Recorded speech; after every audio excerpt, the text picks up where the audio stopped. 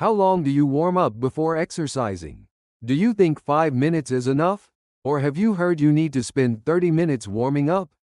By the end of this video, you'll discover some truly surprising facts that might completely change how you approach your pre-workout routine. The Australian Institute of Sport published shocking research results in a massive study tracking 15,000 athletes over 2 years. The injury rate differences based on warm-up duration showed results that completely overturned our expectations. What do you think they found? First, the surprising finding was the injury rate of the 5-minute warm-up group. You'd naturally expect shorter warm-up times to lead to higher injury rates, right? But actually, the 5-minute warm-up group had 12.3 injuries per 100 people. The 15-minute warm-up group had 8.7 injuries per 100 people. And the 30-minute warm-up group had 11.4 injuries per 100 people. Wait, something seems strange, doesn't it? The 30-minute warm-up group had lower injury rates than the 5-minute group, but actually higher rates than the 15-minute group. Why did we get these results? There's a fascinating physiological mechanism behind this. Let's examine the process of how our body prepares for exercise. When you start warming up, your heart rate gradually increases first. Your resting heart rate of about 70 beats per minute rises to 90 to 100 beats per minute after 5 minutes of warm-up. Something amazing happens at this point. Blood flow to muscles begins increasing by an incredible 300% above normal levels. According to research from the University of Copenhagen in Denmark, muscle temperature rises by 1.5 to 2 degrees after 10 minutes of warm-up. This temperature increase is the key to injury prevention.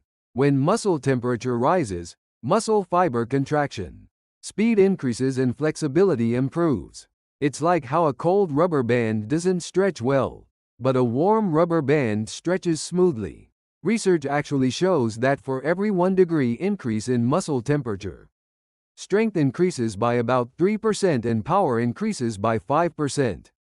So why is 15-minute warm-up most effective? The sports physiology research team at Loughborough University in the UK solved this mystery. They analyzed nervous system activation patterns according to warm-up duration, with truly interesting results. Up to 5 minutes of warm-up mainly activates the cardiovascular and respiratory systems. But the really important changes begin after 8 minutes of warm-up.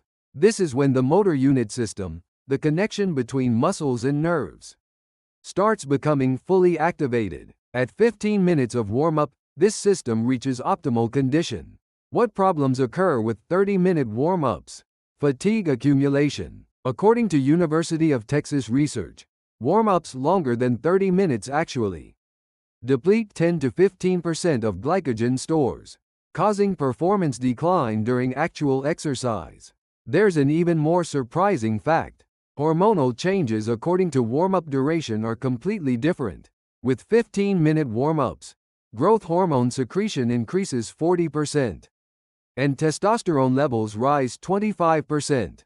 But with 30-minute warm-ups, cortisol, the stress hormone, actually begins increasing. Here's something really important. It's the intensity and composition of warm-up. Even the same 15 minutes can have vastly different effects, depending on how it's structured.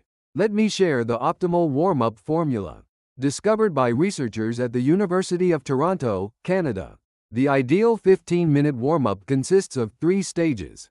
The first 5 minutes involves light, full-body aerobic exercise to increase overall blood flow. The target heart rate should be 50 to 60% of maximum heart rate.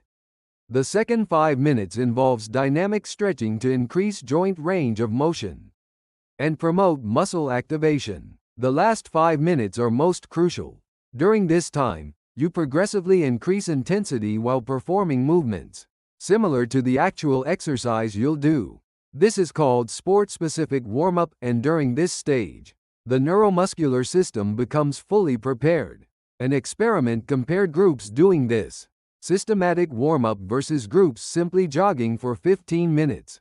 The systematic warm-up group showed 17% higher exercise performance and 34% lower injury rates.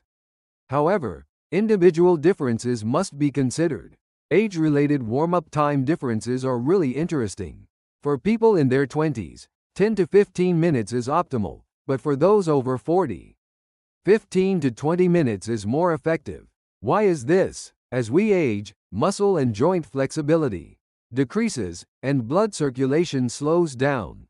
Neural transmission speed also gradually slows.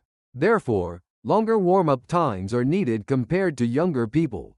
Research on adults over 50 actually found 20-minute warm-ups most effective. Warm-up time also varies by sport. Explosive power sports like sprinting or weightlifting need sufficient 15 to 20-minute warm-ups. Endurance exercises like marathon or long-distance cycling need about 10 to 15 minutes. Strength training warm-up deserves special attention.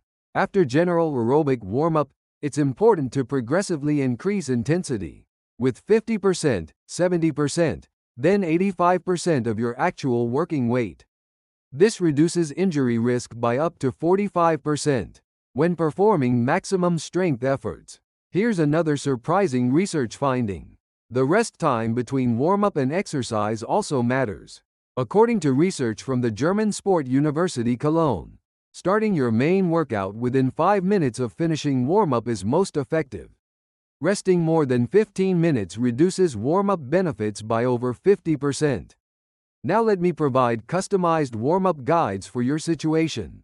First, when you're really short on time, you need to secure at least 7 minutes.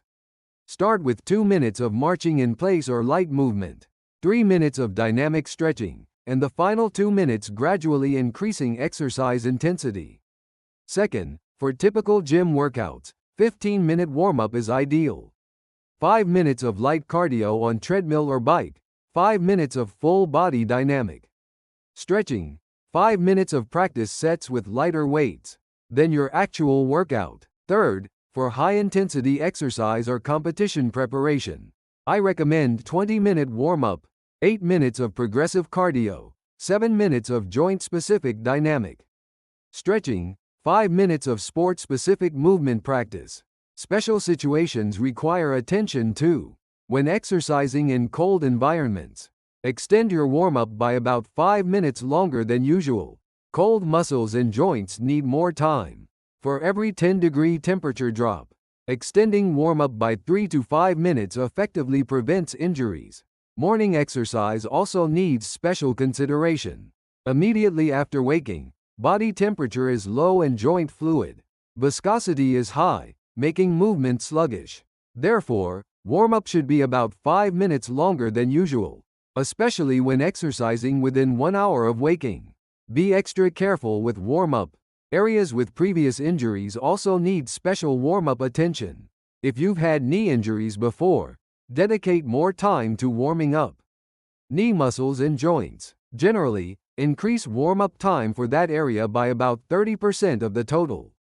Let me share some secrets to maximize warm-up effectiveness. First is breathing. Consciously deep and rhythmic breathing during warm-up increases oxygen supply and enhances muscle relaxation effects. A pattern of inhaling through the nose for 3 seconds and exhaling through the mouth for 4 seconds is effective. Second is gradual intensity increase. Don't suddenly increase intensity, but raise it by 10 to 15% every 2 minutes. This allows your body to gradually adapt and reach optimal preparation state. Third is mental preparation alongside physical. While warming up, simulate the exercise movements you'll perform in your mind. Such mental rehearsal improves actual exercise performance by 8 to 12% according to research. However, there are warm-up mistakes you must absolutely avoid. First is doing static stretching early in warm-up. Static stretching when muscles aren't sufficiently warmed actually decreases strength and increases injury risk. Second is warm-up intensity that's too high. You shouldn't get too out of breath or sweat excessively during warm-up. This causes fatigue accumulation, lowering main workout quality and increasing injury risk. Third is inconsistent warm-up. Using different methods each time makes it difficult for your body to adapt. Keep the basic structure consistent, adjusting only the final stage based on your sport. Here's a 7-day optimal warm-up challenge for you. Day 1. Exercise using your current warm-up method, while carefully observing how your body feels. Check your body's readiness state after warm-up and fatigue levels during exercise. Days 2 through 4. Try the structured 15-minute warm-up. Follow the pattern of 5 minutes light cardio, 5 minutes dynamic stretching, 5 minutes exercise-specific preparation movements, and compare with day 1. Most people will feel a definite difference. Days 5 through 7 are the personalization process. Fine-tune according to your age, sport, and condition. Identify which areas need more time, and which movements are most effective for you. Your body is already waiting for scientifically proven optimal warm-up. If you want safer and more effective exercise, check your warm-up routine right now. A 15-minute investment can maximize exercise benefits while minimizing injury risk. If today's video helped you, please like and subscribe. We'll continue bringing scientifically backed exercise information for your healthier and safer workouts. Thank you.